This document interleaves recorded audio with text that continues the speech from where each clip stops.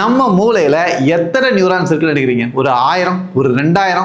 உண்மையிலேயே பார்த்தீங்கன்னா 86 billion neurons இருக்கிறதா அறிவியல் பூர்வமாக நிரூபிச்சிருக்காங்க. அவ்வளவு நியூரான் இருந்தும் நம்மளால ஏன் செயல்பட முடியல? நம்மளுடைய மூளையுடைய செயல்திறன் நம்ம முழுமையா பயன்படுத்திருக்குமா அப்படின்னு கேள்வி கேட்டீங்கன்னா நிச்சயமா கிடையாது. பாருங்க, அவ்வளவு சிக்கல் வாய்ந்த அந்த மூளையை ஒருத்தர் அறுவை சிகிச்சை செய்யணும் அப்படின்னா அவருக்கு எவ்வளவு திறமை இருக்கணும். அந்த திறமை இருந்தால் தான் அவரால் சரியா அந்த வேலையை செய்ய முடியும். அப்படிதான் ஒரு மிகப்பெரிய மனிதர் 75 வயது கிட்டத்தட்ட நிரம்ப போது, ஆனா அவர் செய்யக்கூடிய அறுவை சிகிச்சை எல்லாமே நேர்மறையான ஒரு முடிவை கொண்டு வரும். எல்லாமே பாசிட்டிவ் தான். அவங்க கிட்ட போனீங்கன்னா நீங்க நிச்சயமா பழிச்சிட்டு வந்துருவீங்க, நல்லபடியா உங்க உடம்பு குணமாயிடும். அப்படி ஒரு வாழ்நாளில் சாதனை பண்ண ஒரு மனிதர் 75 நிரம்புது.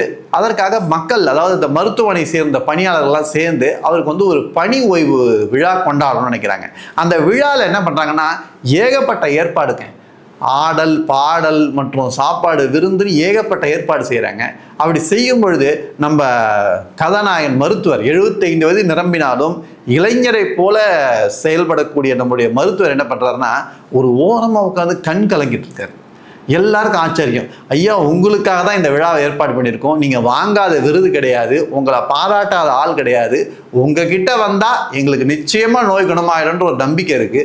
அப்படி இருக்கும்பொழுது நீங்கள் ஏன் அழறீங்க? உங்களை நாங்கள் எவ்வளவு உயர்வாக பார்க்குறோம், நீங்கள் தான் ஏன் பெரிய ஆள் அப்படின்னு ஏகப்பட்ட வசனம்லாம் அள்ளி தெளிக்கிறாங்க. அந்த மருத்துவர் கண் கலங்கிட்டு ஒரே வார்த்தை தான் சொன்னார், இங்கே நடக்கிற இந்த ஆடல் பாடல்லாம் பார்த்தேன், இதை பார்க்கும்பொழுது என்னுடைய மனசில் ஒரு பெரிய முள் தச்சிருக்கு அப்படின்னாரு. என்னன்னு பார்த்தீங்கன்னா அவருக்கு சின்ன வயசுல இருந்தே தான் ஒரு மிகச்சிறந்த நடன கலைஞர் ஆகணும்னு ஆசை இருந்திருக்கு. ஆனா இந்த விஷயத்தை பெற்றோர்கிட்டயே சொல்லியிருக்காரு. ஆனா பெற்றோர்கள் ஒத்துக்கல.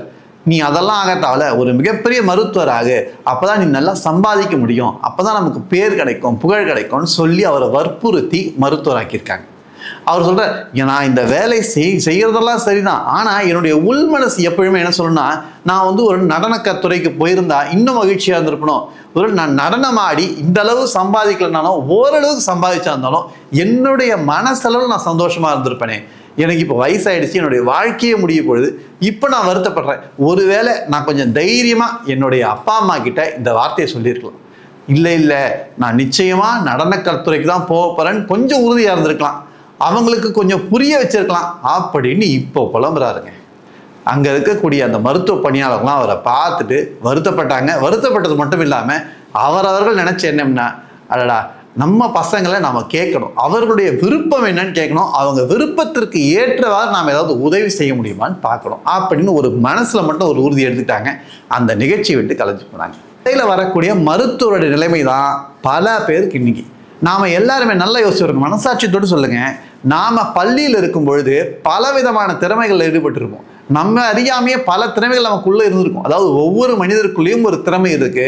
அந்த திறமையை நாம் வெளிப்படுத்தியிருப்போம். எப்படின்னு பார்த்தீங்கன்னா பேச்சு போட்டியா இருக்கலாம், அல்லது ஓவிய போட்டியா இருக்கலாம், அல்லது உடற்பயிற்சி துறையில் இருக்கலாம், எல்லாம் நாம் வெளிப்படுத்தியிருப்போம்.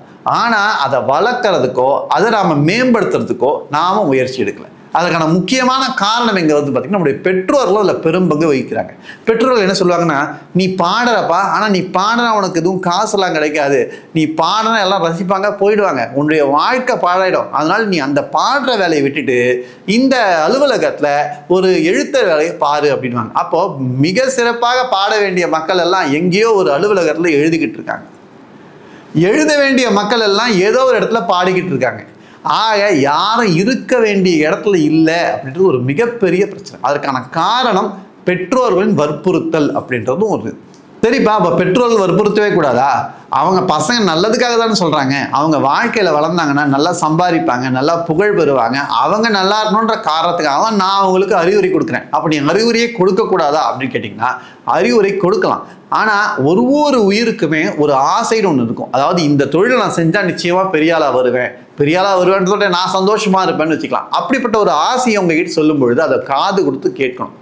அந்த பிள்ளைக்கு நாம் அந்த வாய்ப்பை ஏற்படுத்தி கொடுக்கணும். உண்மையிலேயே சொல்லணும்னா பெற்றோருடைய ஆசை எல்லாமே எப்படி இருக்கு பார்த்தீங்கன்னா, தான் நடத்த முடியாது தன் பையன் மூலமா நடத்த முடியும்னு பார்க்க வேண்டியதாக இருக்கு. உதாரணத்துக்கு தான் ஒரு மிகப்பெரிய மருத்துவரோட ஆசைப்பட்டிருப்பாரு, ஆனால் அவருக்கு அந்த மதிப்பெண் இருந்திருக்காது, இல்லை வசதி இருந்திருக்காது. தன்னுடைய மகனை ஆக்கணும்னு முயற்சிக்கிறார். ஆனால் மகனுடைய ஆசை என்னன்னு பார்த்தீங்கன்னா வேற விதமா இருக்கு. தன்னை ஒரு திரைத்துறையில் ஈடுபடுத்தணும்னு விருப்பப்படுறாரு, இல்லை தன்னுடைய உடற்பயிற்சி துறையில் ஈடுபடுத்தணும், இப்படி ஏகப்பட்ட விளையாட்டுத்துறை, இப்படி எல்லா இடத்துலையும் அவருக்கு விருப்பம் இருக்கு. ஆனால் இவர் சொல்ற இடத்துல விருப்பம் இல்லை. அப்போ என்ன நடக்கும்னு பார்த்தீங்கன்னா, விருப்பமில்லாத ஒரு தொழில் அவர் ஈடுபடுவது மட்டும் இல்லாமல் ஒரு வாழ்க்கையே வீடடிக்கிறார். ஆக தன்னுடைய பிள்ளைங்க மிகப்பெரிய இடம் வரணும், பணம் சம்பாதிக்கணும், புகழ் சம்பாதிக்கணும்னு ஆசைப்படுறமே தவிர தன்னுடைய பிள்ளை நிம்மதியா இருக்கணும்னு எத்தனை பெற்றோர்கள் ஆசைப்படுறோம்? நல்லா யோசிச்சு பாருங்க. அப்படி யோசிச்சு பார்த்தோம்னா நாம அவர்கள் சொல்வதை கேட்கறதுக்கான வாய்ப்புகள் இருக்கும். இது போன்ற அருமையான கருத்துக்களுக்கு கார்த்திக் குமரன் இம்ப்ரெஷன்ஸ் சேனலை சப்ஸ்கிரைப் செய்து வைத்துக் கொள்ளுங்கள். மீண்டும் உங்களை சந்திக்கிறேன். நன்றி, வணக்கம்.